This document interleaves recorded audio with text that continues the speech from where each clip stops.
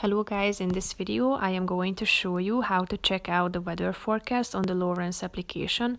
But first I just want to mention, don't forget to subscribe to my channel because at 10,000 subscribers I am going to show you my whole YouTube revenue statistics and growth strategy, how to make money online. Now let's jump into it. First of all, open the application on your phone.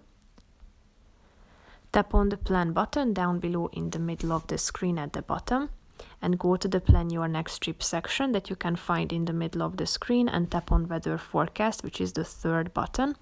And here you can find the weather forecast in your nearby area that has been located.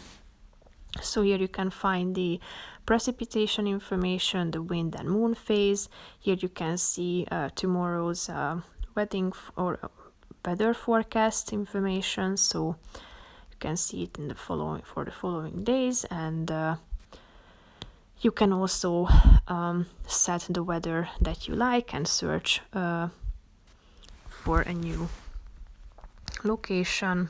So type in the city you are interested in and you can check out its weather forecasts.